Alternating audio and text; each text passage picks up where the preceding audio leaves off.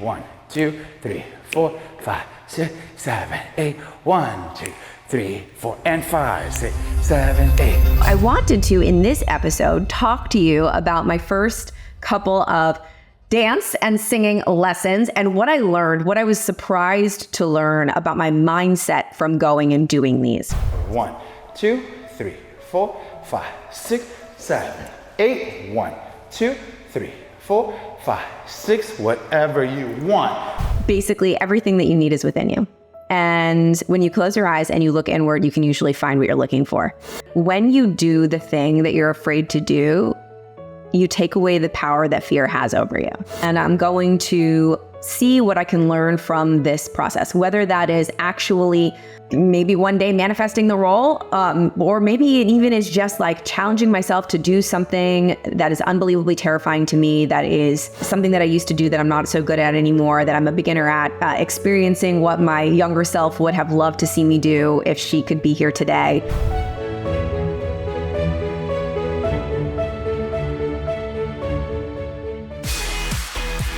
Welcome to the Jen Gottlieb Show. Hello, friends. Welcome back to the Jen Gottlieb Show. We got a solo episode for you today. Hi. I'm excited about this. I'll just start this off by saying I am home alone right now with my 3 dogs. And whenever I'm home alone, they are guard dogs. It's crazy how they just know, and they will bark literally every 5 to 10 minutes if they hear anything. So if you hear some dogs barking in the background, that's why. They are on high alert. Part of me is like, oh, my dogs love me so much. They want to protect me. And part of me is like, oh my gosh, this is the worst ever, because my nervous system is just like, every time they bark, it's like, yeah. Anyways, silly problem to have. But when you're podcasting, it's not the greatest thing in the world. So we're going to welcome them in. If you hear my amazing 3 dogs just trying to protect me from all of the little tiny noises that might happen in my home, you hear them and they're part of the show.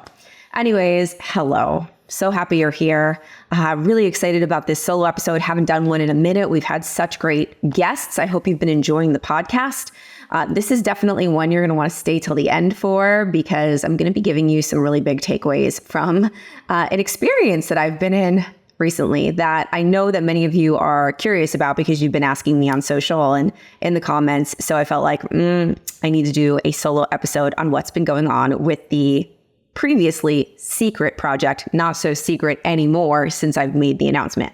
For those of you who are brand new to the show, to me, I've been talking about the fact that I was going to do this secret project for quite a while. And then I announced the secret project on a couple of episodes ago with JJ Villar. So if you want to go listen to that episode to get completely caught up, go back and listen to that with JJ, where we announced what the secret is.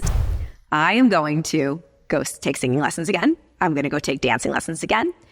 And I'm going to bring you all along for the journey, and you're going to watch.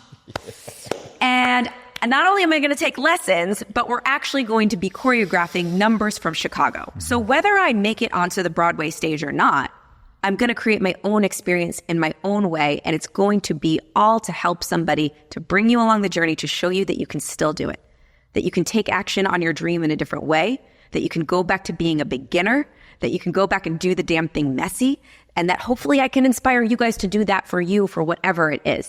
So it's not a secret anymore. I also announced it on Instagram. I did a reel announcing it as well, where you guys, your comments were so kind. And I was actually nervous that people weren't going to be excited about it. I was really nervous that no one was going to care. I was really nervous that people are going to be like, why are you doing that? This is so stupid. Or even worse, I was nervous that I was going to get crickets and just absolutely zero interest. That wasn't the case. I got so many comments and messages from you guys. I still get texts from people that are finding the reel and finding the episode now that are really excited about this project that I'm doing. And for those of you who are just learning about this for the first time, you're like, come on, Jen, tell me what the project is. What the hell are you doing? It still needs a name. I'm still calling it the Secret Project, even though it's not a secret anymore.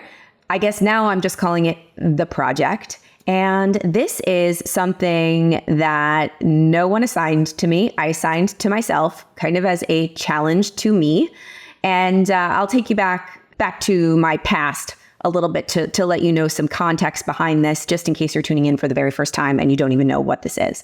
So if you're finding me for the first time, I'm Jen. I'm an entrepreneur. I'm an author. I wrote a book called Be Seen. I speak all over the world. I'm an international speaker, but I was not always a business owner, an entrepreneur, an author, and speaker. In fact, for the most part of my life, I didn't even know what any of those things were. I didn't know what entrepreneurship really was. I didn't know that you could be a motivational speaker. I always thought that I was going to be an actress. I went to school for musical theater. I studied singing, dancing, and acting in college. I then dropped out of college and moved to New York City and studied musical theater at a conservatory program called the American Musical and Dramatic Academy, also called AMDA, on the Upper West Side of New York. And after studying musical theater there, I ended up getting a role in a Broadway national tour. If you read my book, Be Seen, I talk all about that story of how I manifested my dream role. And I traveled all around the country doing what I always thought I wanted to do and discovering very quickly that I didn't know if, oh my gosh, this dream that I had was exactly what I thought it was going to be. And skip to now, I'm no longer an actress, but that doesn't mean that love for performing still isn't in my soul. You're listening to The Jen Gottlieb Show.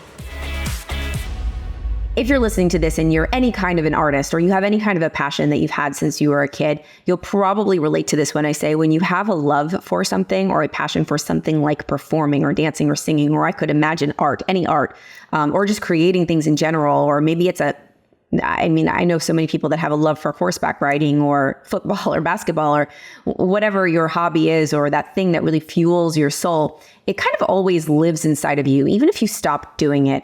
And I want you to think about what that is for you right now. Maybe something that you used to do when you were younger that you quit or stopped because maybe it wasn't the most convenient thing to do as an adult.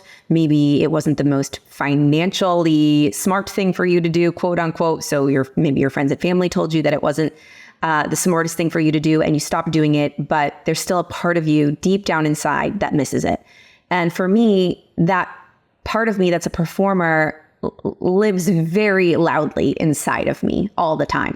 The good thing about that is that I'm a motivational speaker now, and not just a motivational speaker. I'm also a speaker that teaches. I teach brand building and social media strategy, and I get to put on events and speak on stage. So I definitely get to get my performance juices flowing all the time, and just in a different way that I absolutely love.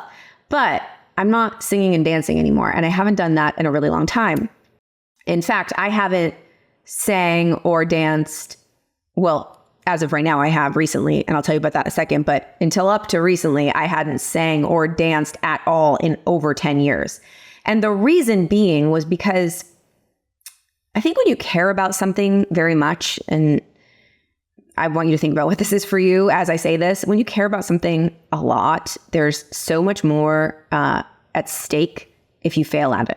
So there's so much more at stake for me if I were to go take a dance class or take a voice lesson and suck. It would be a lot more emotional for me and a lot more on the line for me, or I'd be a lot more vulnerable than if I were to go suck at playing soccer, which I don't like playing soccer, right? So I've ignored singing and dancing after I quit. I just ignored it because I knew that every day that went by that I wasn't practicing my craft, I was getting worse at it, because singing and dancing is something that you have to keep up with in order to stay great at it. It's definitely a skill. Your voice is a muscle, and your body, as I've learned recently, forgets how to retain information like choreography very, very, very fast. So I hadn't done it in a long time since I quit.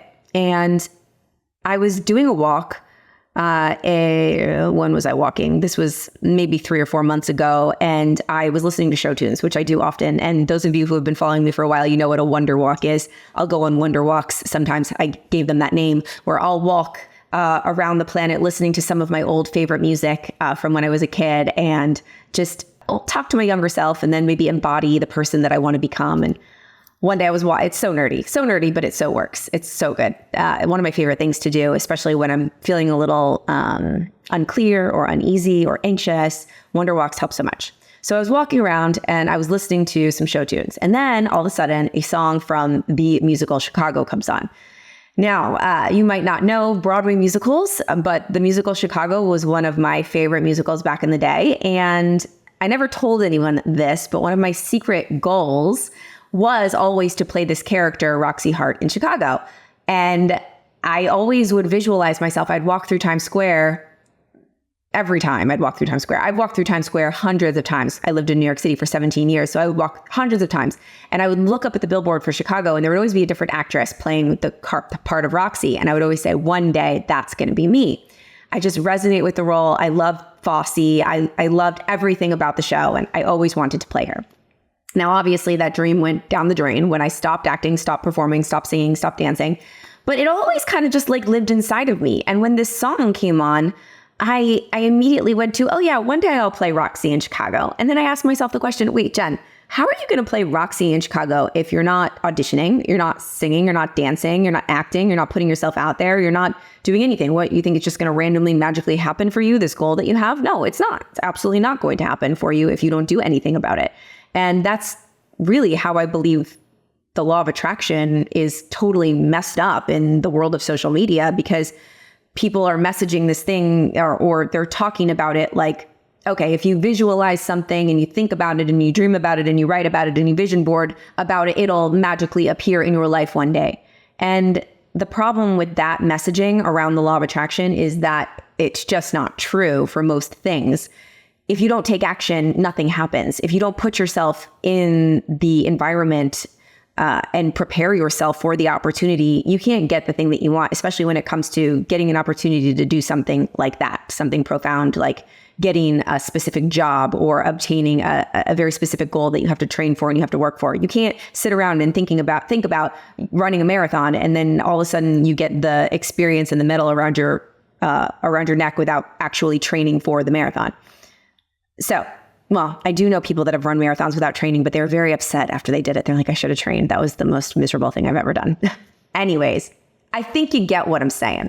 So I'm having this pep talk with myself, and all of my messaging, or the majority of my messaging to my Super Connector Mastermind members, you guys on the podcast, in my book, is always, when I speak on stage especially, it's always about being comfortable starting as a beginner, being a beginner, and being okay with doing things with fear in the passenger seat of your car, and being okay being imperfect, and taking action before you're ready, and not waiting for it to be everything aligned and perfect before you start, and allowing yourself to be seen imperfectly and vulnerably.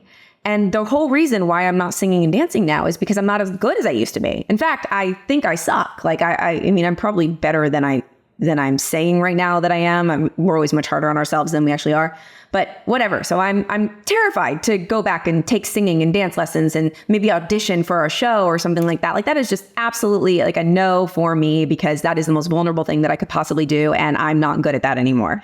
And if I'm teaching people to show up and be seen as a beginner, if I'm teaching people to think about what it is that you loved to do when you were little and allow people to see you doing it, and all of these things that I talk about all the time, why am I not taking action on that thing that I'm telling people to do when it comes to performing? Why am I still holding back in that area when this is still on my heart clearly? And I still think that I'm going to accomplish this goal, and I'm clearly not going to if I don't take action. So that was a long way of saying I decided to challenge myself to go back to dance lessons, singing lessons, and acting lessons, or I'm going to learn how to put together a performance, like song and dance together. So I guess you could say acting. I'm going to do some serious, have some serious direction, and learn again, and learn the songs and the dances that the character of Roxy does in Chicago. And I'm going to video the process, and I'm going to document the process, and I'm going to talk to you guys about the process and everything that I learn along the way. And I'm going to see what I can learn from this process, whether that is actually maybe one day manifesting the role, or maybe it even is just like challenging myself to do something that is unbelievably terrifying to me, that is something that I used to do that I'm not so good at anymore, that I'm a beginner at, experiencing what my younger self would have loved to see me do if she could be here today, and having that feeling at the end that I did it, that I challenged myself to do something hard. Maybe that is the goal. I don't really know what's going to happen as a result of this experiment or this project, but I do know that I'm bringing you guys along, and I'm going to come here and podcast and talk about what I'm learning from this process. So I wanted to, in this episode, talk to you about my first couple of dance and singing lessons. And what I learned, what I was surprised to learn about my mindset from going and doing these. Because I know that many of you are not trying to perform on Broadway. You're not trying to become singing, dancing, musical theater performers. I know that. I know many of you are entrepreneurs, but you're creating content and you are working on your mindset. I can imagine that many of you are listening to this podcast because you want to learn how to step further outside your comfort zone, and you're experiencing maybe imposter syndrome, maybe perfectionism, all of those things that I'm experiencing in a big way doing this. So let me be your guinea pig with this analogy of going back to being a beginner and videoing the whole thing. So let me talk about the very first lesson that I learned. And that is basically everything that you need is within you. And when you close your eyes and you look inward, you can usually find what you're looking for. Because JJ made me dance with my eyes closed. Now, I could barely do the move that we were trying to do across the floor with my eyes open. And he was having me do the exact same few steps on my right side and on my left side.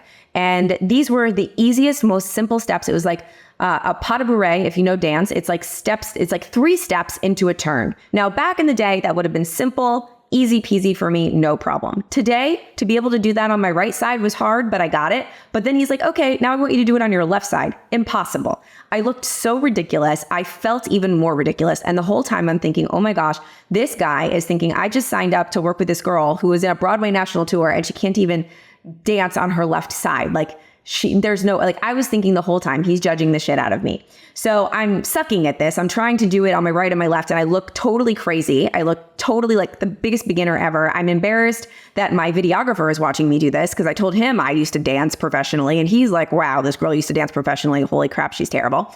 But then, as if it couldn't get any harder, he's like, you know what I want you to do? I want you to close your eyes, and I want you to do it with your eyes closed. And something unbelievable happened when I did that. You see, when my eyes were opened, I was looking at everything. I was looking at myself in the mirror. I was looking at JJ. I was looking at my videographer. I was thinking about what they were thinking of me. I was looking at myself in the mirror and thinking about what I looked like in the mirror and judging myself. I was looking at all the things in the dance studio and all the different points and all of this information was just going crazy in my head. And I was worried about what the outside world was thinking about me instead of finding the moves within my body. And something unbelievable happened when I closed my eyes, you guys. I closed my eyes and I was immediately able to find the moves and do them well. Why? Because I stopped paying attention to what was going on around me and I started just being in my body and paying attention to myself, what was inside, and actually just activating my body from within and like asking myself, okay, move your right foot, move your left foot. And I wasn't so concerned about getting everything that I needed from the outside world, or I wasn't so concerned over what everyone was going to think of me if I moved this way or if I stuffed my stomach in enough, or like things that I'm thinking about. These are all just the things. And so the lesson there was that a lot of the times I'm finding that in life, I'm always looking outward for all the answers. I'm looking at my phone for the answers. I'm looking at social media for the answers. I'm looking at other people's opinion of me for the answers, or how they see me for the answers, or looking out and asking everybody for information or everybody for their opinion on what I should do, when often I know what I should do.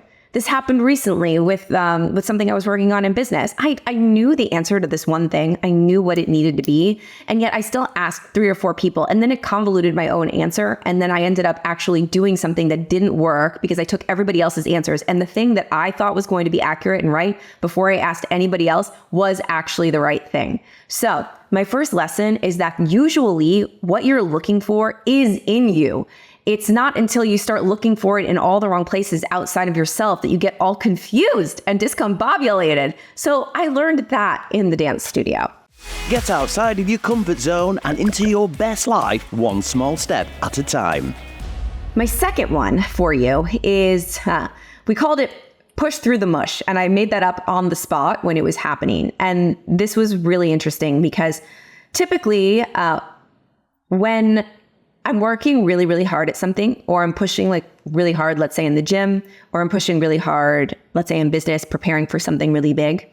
When I push so hard that I can no longer do it anymore, I always stop. I feel like I get to that point where I feel like I can't do this anymore. I'm so exhausted. I cannot do this. I need to stop. I allow myself to stop. I don't ask myself, could you push a little bit harder? Or this is the moment where most people give up and you need to push harder. I stop. I usually do. So JJ and I are working in the studio and we're doing this one combination, and the same one that I finally could do with my eyes closed, but I still couldn't do it with my eyes open. And he added onto the combination and it was just getting harder and harder. And my brain just couldn't hold the information anymore. It was just such brain gymnastics and I was exhausted. My body was exhausted. I was tired. I got it once and then I couldn't do it again. And I felt like I just wanted to say, okay, that's enough. Right? Like, we've done it. My brain cannot do this anymore. I really was like, we're done. And I wanted to say to him, we're done. And he said to me, and he looked at me and he knew, like, we were both at the exact same place where we could have said we were done. He said, you are the mushiest right now. This is where this is where you need to push. This is where most people give up. This is actually where it's important that you go even harder. You push through the mush, because on the other side of this is where the real satisfaction and fulfillment and the real results happen. See, I was going to stop before that point. I was going to stop when it got hard, when my body felt like it couldn't do it anymore, when my brain felt too mushy. But he was like, no, this is the point where you start to push more. And I was like, are you kidding? He's like, yeah. And I was like, push through the mush. And we kept going. We went past the point. And that taught me something about high performers, because I can guarantee you that all the greatest athletes, greatest entrepreneurs out there, they didn't get great because they stopped when it got hard. They got great because they actually accelerated when it got hard. They pushed through that hard point. So the point where you want to stop, where your body and your mind are telling you to stop, is usually the point where it's like, can I go a little bit further? This is probably the point where I'm going to make the most change, where I'm going to actually make the most happen here, is if I push through this difficult moment. This is where they say everything happens, the best stuff happens outside your comfort zone. Right. I was comfortable up until that moment. And then when it started to get uncomfortable, I was like, I want to quit. I want to stop. That's actually the comfort zone ending and me pushing outside of it. And that's where the magic happens. After that was done, after we pushed through that mush, that's when I actually started to retain the information. That was where the real magic happened. That's where the growth happened. And that was where the mindset shift for me happened. So I'm bringing that along with me while I go through my days as an entrepreneur, where I'm like, okay, I really want to stop right now. I really want to just stop for the day. I can't take another call. I can't do another podcast. I can't do whatever it is. Like I can't take another rejection. I really don't want to reach out to another person. I say to myself, well, this is where it's mushy. I'm getting to the point of discomfort, which is exactly where I need to push through. And that was really profound. And then the last one, is really what happened when I took a singing lesson. And this, I did not bring my videographer with me to this one. I don't know if that was subconscious, me just like really being scared of singing and wanting to test it before I brought the videographer, or I don't know what it was. I didn't bring a videographer. I videoed on my iPhone, but I took my very first singing lesson with this lovely, lovely voice teacher at her home. Her name's Brigitte. And I probably hadn't sang it for longer than danced. And I'm not even the type of girl that sings in the shower. I won't sing at all because I'm such a perfectionist with singing. And singing, I was a good singer, but I wasn't a fantastic singer. And it was always the thing in school that I was always like the most insecure about. I could fake it till I made it. I can do character voices. I can sing like different characters and I can make it work. But I'm not like I couldn't just like grab the mic at karaoke and sound like Whitney Houston like some people can. Hell to the no. So singing lessons I've taken hundreds of singing lessons in my life, but they're always something that is uncomfortable for me. So I was nervous and I went, and Brigitte was phenomenal. And when you do the thing that you're afraid to do, you take away the power that fear has over you. Because I was afraid to go there and open my mouth and sing. But the second I walked in and I saw, oh, I'm not going to die here. This is okay. I know how to do this. And I sat next to the piano and she was so lovely. And we did this lesson. I was so terrified that I was going to be so bad. But what was I really terrified about? That she was going to judge me? That I wasn't going to be able to sing? Okay. I was in this adorable house. I was singing. I was doing scales. She was teaching me again. We were going from the beginning. She was holding my hand as we did it, not physically, but really emotionally holding my hand. And it was great.